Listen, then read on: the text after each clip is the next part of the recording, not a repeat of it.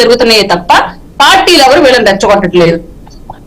Okay okay Laxman గారు మీరు చెప్పండి, అసలు ఏపీలో రివెంజ్ పాలిటిక్స్ జరుగుతున్నాయి, అసలు ఏం జరుగుతుంది ఏపీలో?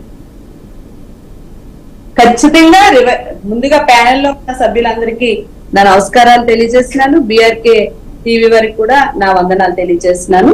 ఖచ్చితంగా ఇప్పుడు అరుణ్ గారు చెప్పారు, మా పార్టీ వాళ్ళు చేయడం లేదు, కావాలని, అది పార్టీకి సంబంధం లేదని. కానీ అది మాత్రం కాదు, కరెక్ట్ కాదు ఆమె చెప్పింది. ఎందుకంటే ఏ రోజైతే కూటమి ప్రభుత్వం అధికారంలోకి వచ్చిందో ఆ రోజు నుంచి కూడా వైసీపీ నాయకుల మీద, కార్యకర్తల నుంచి నాయకుల వరకు కూడా దాడులు జరుగుతుంది అన్నది ఇది ఖచ్చితంగా నిజం. ఇది మీడియాకు కూడా తెలుసు విషయం.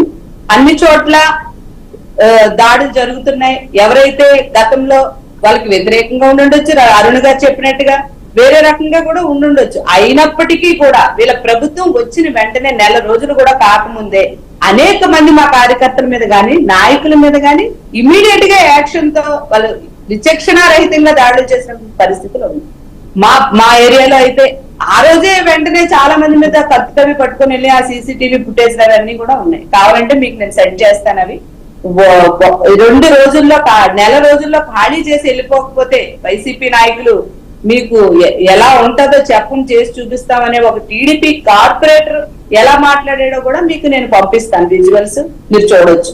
ఇది జరగట్లేదు అనేది మాత్రం కరెక్ట్ కాదు, జరుగుతున్నది అన్నది నిజం. ఎందుకంటే ఈ నెల రోజుల నుంచి ఎంత విధ్వంస కాండ జరుగుతుంది, ఎలాంటి పరిస్థితులు జరుగుతుంది. ఈ రోజు అరుణ్ గారు చెప్తున్నారు, జగన్మోహన్ రెడ్డి గారు, రాజశేఖర రెడ్డి గారు చనిపోయారని, చనిపోకపోయినా సరే, వాంతులు విరోచనాలతో చనిపోయినా సరే, ఓదార్పు యాత్రని చేసి ఆ రోజు డ్రామా ప్లే చేశారు. అది ఆ రోజు క్లిక్ అయింది, ఈ రోజు క్లిక్ అవ్వదు అని చెప్పేసి చెప్తా ఉన్నారు. ఆ మాటలు కొంచెం వెనక్కి తీసుకోని చెప్పి నేను మాట్లాడుతున్నాను. వైఎస్ రాజశేఖర రెడ్డి గారు చనిపోయిన తర్వాత ఆయన అపోజిషన్ లీడర్లు కూడా, ప్రతిపక్ష నాయకులు కూడా కంటతడి పెట్టినటువంటి సన్నివేశాలు ఉన్నాయి.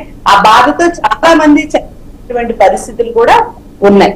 అలాంటి పరిస్థితుల్లో ఈ రోజు మా ప్రభుత్వం అధికారంలోకి వచ్చింది. ఇంక వైసీపీ ప్రభుత్వానికి 11 సీట్లే వచ్చాయి. ఇంక మళ్ళీ వీళ్ళు వచ్చే పరిస్థితి లేదు. ఇంకా వీళ్ళు పార్టీ మూసేసుకోవాలి. ఇంక నాయకులు మీద ఎలాంటి దాడులు చేసినా అడిగే వాళ్ళు లేరు. జగన్మోహన్ రెడ్డి గారు వెళ్ళి పరామర్శిస్తే కూడా అది కూడా ఇప్పుడు ఓదార్పు యాత్ర అని చెప్తా ఉన్నారు.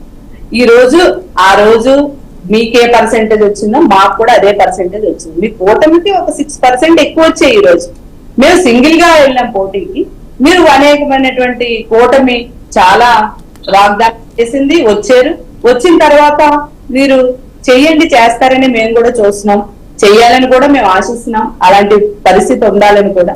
అలాంటి పరిస్థితుల్లో ఈ కేసులు ఏంటి దాడులు చేయడాలు, కేసులు పెట్టుకోవడాలు అనేవి మాత్రం ఇది కరెక్ట్ కాదు. అది మీ పార్టీ వాళ్ళకైనా మా పార్టీ ఎవరికి కూడా కాదు. మా ప్రభుత్వంలో కేసులు పెట్టారని చెప్తా ఉన్నారు మరి అరుణ్ గారు.